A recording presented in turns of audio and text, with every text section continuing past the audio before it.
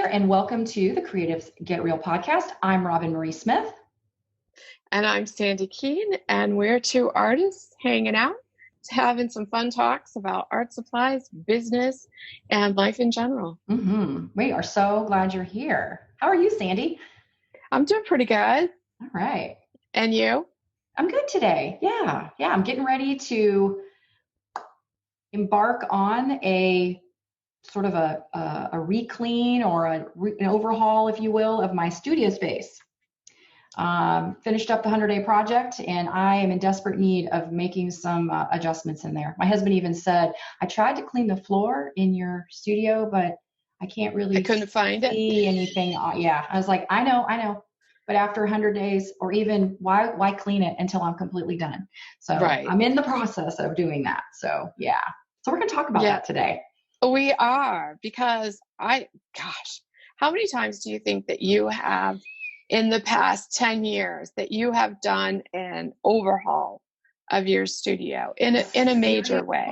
I would say major was moving everything out and starting over and going through everything. So only one time, but I've done too major. That's major, but many ones, I would say maybe half a dozen, maybe more like a mini where I go through specific things and purge and reorganize and change up where things are. Yeah. I would similar. I would say, every couple of years there's a major, not major like you mean major, because you mean major like you should be on HGTV major. Okay. So you could have your own show. Okay. All right. I get it. So not that major. Okay. Not when you strip it down to basically the studs and start. I was desperate. I had to. Oh, but wow. How wonderful were the results when you did do that? It changed everything. It changed everything for me. It literally did. Yeah. I was creating. Is so beautiful. And it really honored what you have been doing lately. I mean, it says, I'm an artist, and watch out. Yeah, watch me. That's right. For sure. Don't get in my way. Well, I want to share one thing for sure that I've done that, we're talking about kind of reclaiming our creative space after a big project. The 100-day project is always a big project for me. This is my fourth year, having completed it. So excited. But during that period of time, it starts to look like your teenage son's bedroom. Like it's just, oh my gosh, what is in that bucket? Because I did add in that little thing to make it much easier for me, is I brought a big old paint bucket from the garage in there. And so that way, and a big pitcher. So I fill it with water, and then I can keep refilling my water jars, and then I dump them in the big paint bucket. And then I empty the paint bucket. I was so tired of walking back and forth to the kitchen. But that paint bucket, it's nasty, and it's bad. So it's like, Bobby's like, my husband's like, okay. I'm like, don't worry, it'll get emptied. In fact, one day he even emptied it for me. It was so full. And I was like, yay, thank you. But literally, he's like, are you slopping hogs in here? I know. What is going on? I'm just like, it is so ugly looking too. It's like, that's, ugh. And, but yeah, it's just, there's stuff everywhere, because I felt like I don't want to clean and organize if I'm still every day coming in here and doing this project. Why would I want to do that? Right. But it's gotten to the point now, I mean, you're talking, 3 months plus time. And with that, I'm going to re-look at the way that I've organized some things, especially now that I've been exploring some other art supplies and things that I've really loved. They need to be a little bit more present around me while I'm working. So I've got some plans to kind of rechange up some things. But the one thing that I did before the 100-day project that I'm so happy that I did is that I actually, oddly enough, reduced the size of my table. I know that sounds crazy. You're like, it does. It sounds counterproductive. It does. It absolutely does. But I'm using it's a dining room table that I bought specifically for the art room, and it had a leaf in it. But with the leaf in it, it was wide enough that gave me lots of space, but it made it very difficult for me to walk around the table and get into drawers. And then with my box lighting, if I'm filming, it's just so cramped in there, and it was really causing me some stress. So I got to thinking about it one day. And of course I drug my husband into it because I needed his help. And he goes, what are you doing? I said, I need a smaller table. He goes, I thought the whole point was that you wanted a bigger table. I'm like, yes, I know, but I can't get around and move around in the space. And it's causing me stress. I don't even know if this will work, but I need to try it. And sure enough, it made things so much better. I mean, yes, I have limited space now on the table, but that space I'm using, it's working for me. If I had a table 5 times as big, I'd have filled that table up too. So it's just keep it small, but I'm able to get around my room and go access things I need so much easier. And it's made me feel less stressed and more happy. I know that, like you said, it's counterproductive. What do you mean? You wanted a smaller table? Yeah, I'd love to have a bigger table, but it was not working for me. So it didn't fit in your room. So something that you think might not be, oh, I can't reduce the size of my table, then I'm not going to be able to work anymore. It didn't work that way for me. It was amazing. Yeah. So how, I don't know about you, I stink at measurements, but if you had to guess about what size is the table that you're working on now, just ballpark. That was the sound of a tape measure. So let me see here, because I kind of have an idea. I would say my table is probably about 5 feet, maybe 4.5 feet by maybe 3. Okay. Because it was a dining room table, so it was big. With that so leaf it was big. Yeah, and with that leaf out now, I mean, that leaf was, I don't know, 2.5, 3 feet.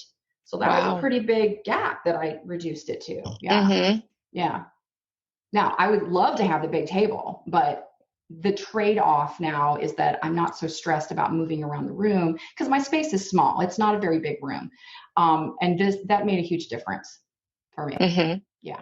Well, I would imagine you can reach everything. I can. When you're sitting down, it's not like you have to get up and lean over the table or leaf through all the layers. Right.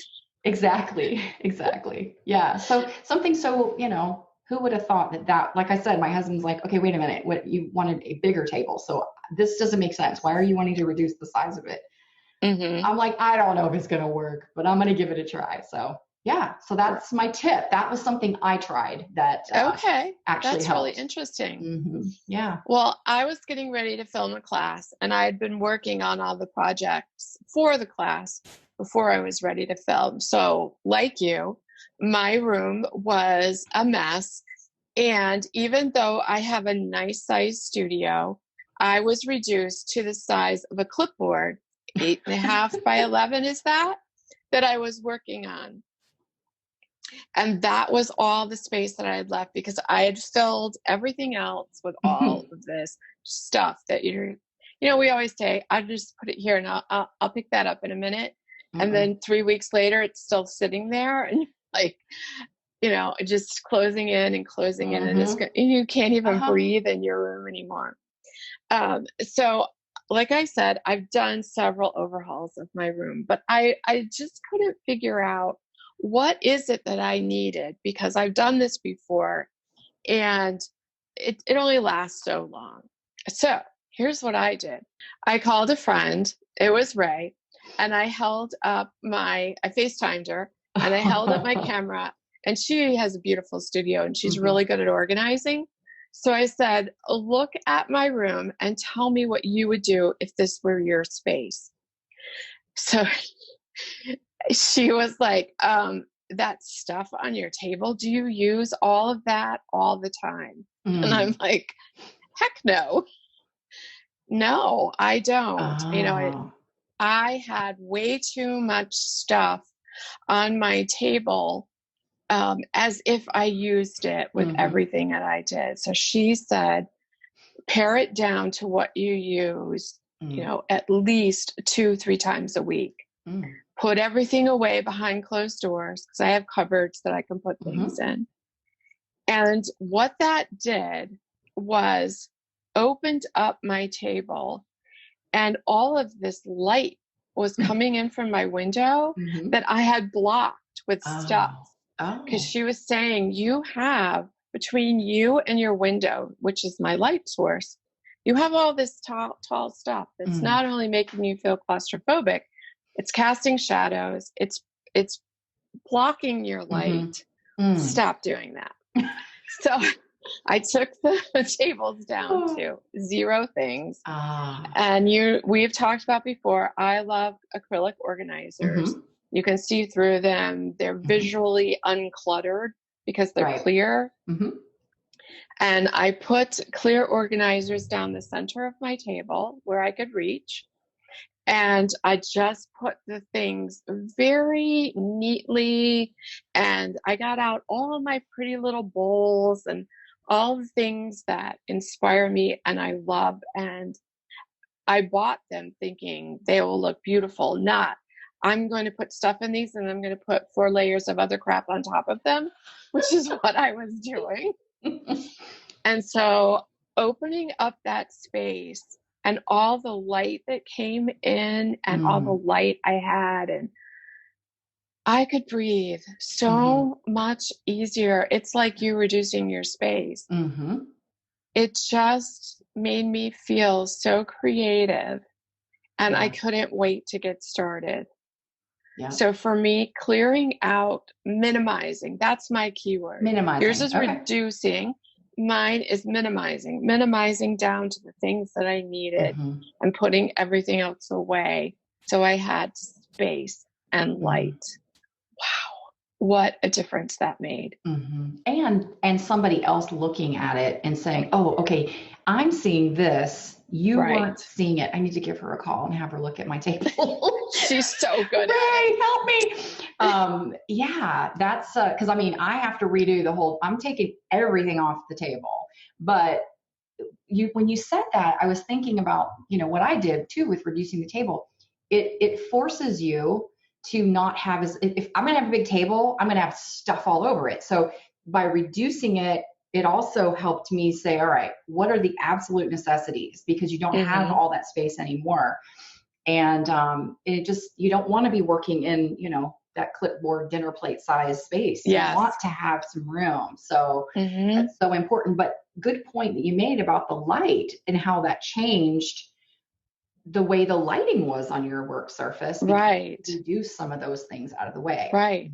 I now photograph. I never photographed on my table, but now with the organizers going straight through the center of my table, light floods both sides of it. I now photograph things on my table for the first time ever because I have a white table. So it reflects the light and it's a beautiful surface to be photographing on. And just having that light come in the room and flood that table, I can't tell you what it did for me, spiritually. It just felt so good. And it made things easier for you as well. So much easier. Because now you're able to, do the photography there. And that's great. And I have been fairly diligent about keeping it really clean because I want that feeling when I walk into the room. And now if things are out and messy, unless I'm in the middle of something, okay, fine, you leave it out then. But when I finish with a project, I will stop. And we always look at a job and think it's going to take us a half an hour. And it takes 5 minutes. And the longer you wait, the longer the time in your brain, it builds up. It's like the more you drag it out, you're like, okay, now I'm up to at least it's going to be an hour. And you're like, no, it's not. It's just you're dreading it. It's like, no, it's not going to take that long.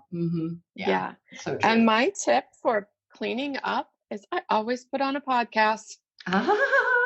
We have a suggestion for a great one that you'll be loving to listen to.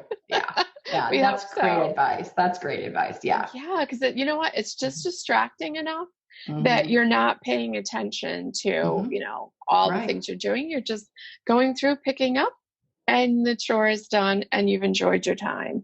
Yep. Great advice. Yep. All right. I like this one. Me too. We say that on all of them, don't we? Yeah, we do. But this one was fun though. And it was fun.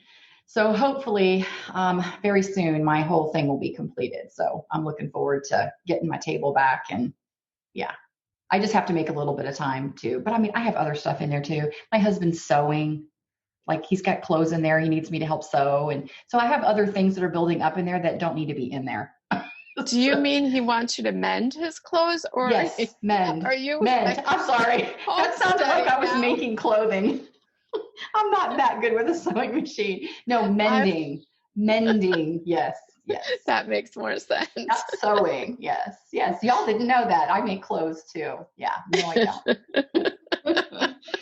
Oh dear. Yeah. So I got a lot of personal things that need to come out of there because that's my creative space. So anyway, exactly. Mending goes somewhere else. Yes. Yes. So, well, this was great. We hope that you guys enjoyed this episode. And if you enjoyed it, please subscribe. And we would love for you to leave us a review, leave us a comment, reach out to us. We'd love to hear from our listeners. Yeah. And if you have any questions about our overhauls, or you want Ray Missigman's phone number, just kidding. Oh, she should start a business. Holy cow. She'd be so good at it. Mm-hmm. Yep, she would. Yeah. All right, guys. We'll see you next week. All right. Bye for now. Bye. Thank you for listening to this episode of Creatives Get Real. We love hearing from you. So hop on over to Instagram and leave us a comment. And we also appreciate reviews on iTunes. And you can find me, Sandi Keene, at sandykeene.com, and my classes at popupartclasses.com. And you can find me, Roben-Marie Smith, at robenmarie.com. And if you're looking for and need tech support, check out my membership site, makerstechu.com.